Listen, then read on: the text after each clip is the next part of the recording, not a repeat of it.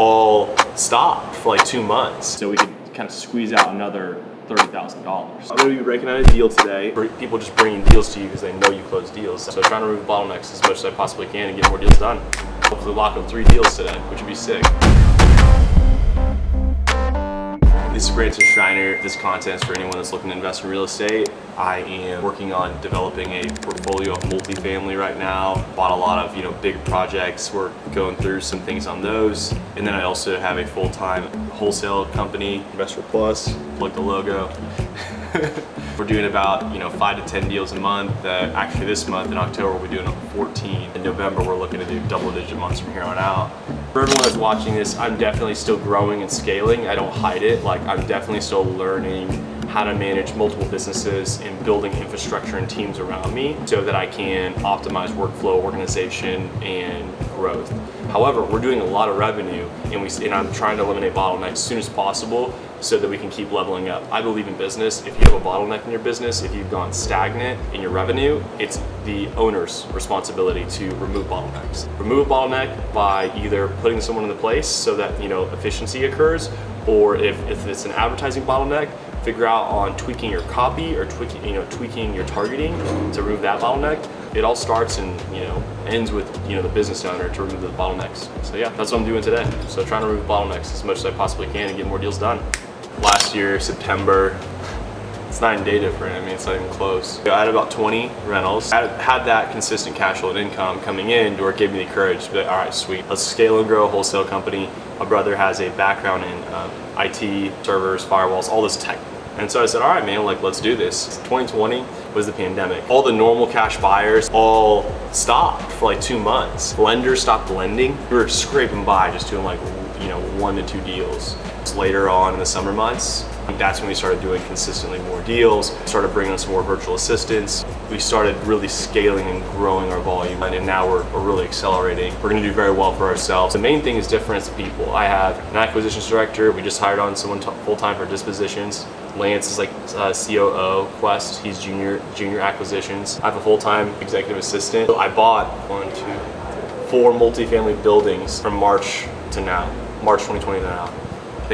I think I eventually will show a separate video of the revenue we're starting to hit and break it down on what's our average assignment fee, what's the best list we're using, what's the best funnels we're using when it comes to text messaging, Google Ads, direct mail, SEO. Your actual network is a funnel, by the way. Most people don't know that. Your network, people just bringing deals to you because they know you close deals. That's a whole entire funnel in itself. But yeah, so we're closing 14 deals in October. We're on pace to close at least right now. I might close 3 today in November. I don't know. I got a call. I got to make this phone call today. I'm gonna chat with our new hire over dispositions, which essentially is once you have a property under contract, you need to go and market it, right? And then connect with as many realtors, wholesalers, cash buyers possible to move the deal. And so I'm gonna chat with him to see how he's doing. He's only been on for a week and a half. I'm also gonna follow up on my 14-unit apartment building with my contractor on where that's at. Cabinets, which is very exciting. Cabinets and bathrooms are supposed to be finished here in the next couple weeks for the first 6 units, which is awesome because then I can get those cash flowing and rented and occupied. And so that's getting that knocked out. It's amazing. Following up another one of our projects in the Northeast as well. Going to be talking with my contractors about that and having a meeting on timelines and things. And then today I'm actually about to call a seller, a local investor. They have a 3-house package and we just got the numbers back from the hedge fund on what they buy them for. So now I got to call them and kind of negotiate on price. And there's decent margin. We're gonna be able to buy 3 houses all at once. So I just wanna make sure that the numbers make sense and then hopefully lock up 3 deals today, which would be sick. So we are in the process of getting a 3-house package sold to our hedge fund buyers. Right now, we have about a 40K fee on a 3-house package. A specific fund in the past on one deal they won't pay more than a 20K assignment fee.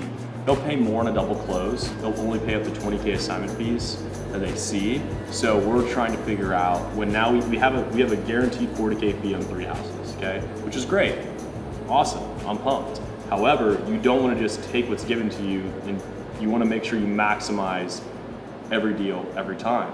to get your average assignment fee up to 20K plus. Like if you're starting to do average assignment fees of 20K plus, you can really build a sustainable 7-figure business. We have 40K divided by 3. We're going to see if the fund will take 70K for 3 properties, which would be around 23,333 per deal. So we could kind of squeeze out another $30,000. And the numbers make sense on the buyer's end. I just need to make sure they make sense on the seller's end. The seller has just kind of blasted out a portfolio of houses, just kind of set their kind of base price for what works for them. And we're not even really negotiating that heavily with the seller. We're probably only gonna ask like $5,000 off on each property. I think they'll take it, which would be really exciting. And I'll give some kind of update here in the future. But yeah, that's where we're at right now. Okay, so just got the phone with, I thought to be this entire time was the actual seller. So the twist, twist has occurred, whatever. She actually knows the sellers. We have a fund that'll buy 3 houses at once. And so now I am working on, I'm basically just waiting to hear back, but I just sent her a quick summary. Hey, here's what we can do. We can close in 21 days. We pay closing costs. We just need to get in there for a 1-2 hour inspection. And I know we have enough margin on them that we'll be fine. And they've already been recently remodeled, be pretty cut and dry. They may counter back. We didn't offer too far off their asking. Yeah, I think that, I actually just texted me, so on one of them, we're good to go. She said the others, they may counter. But the thing is, I think that our end buyer wants to purchase them as a package. So now we gotta navigate that, because I wasn't given all the information. So that just sucks when you have like 90% of the information, but oh, boom, that piece of information where I thought this was her portfolio, where actually she just knows these sellers, or she knows these investors that own properties. So either way, we're in the money. Rehab package, is that something that you do often? For a lot of people that are watching this are probably newer wholesalers or newer investors or people that are wanting to get involved in real estate investing. I mean, you start out and you build one vertical with one revenue generating activity. Right now, that's wholesaling, and it's growing that funnel, and it's specifically single family, direct to seller typically, or JV deals with other investors, other wholesalers. We're really trying to focus on that niche and build that out to where that's a strong revenue funnel. And then I'd love to in the future build my own separate funnel for multifamily, acquiring, getting under contract, and then selling multifamily or packages of deals and then sending them out to others. But that's a whole nother vertical, and I would have to have a full-time position for someone else to, because a package deal, there's a lot more numbers, there's a lot more that goes into because there's only a certain number of buyers and there's only a certain number of sellers that have package deals, but there's a lot more nuance in that. So right now it's very simple. Okay, you have one deal, here's the number to the seller, here's the number for the buyer, you make your spread, you move on to the next one and try to do 10 to 15 to 20 of those a month.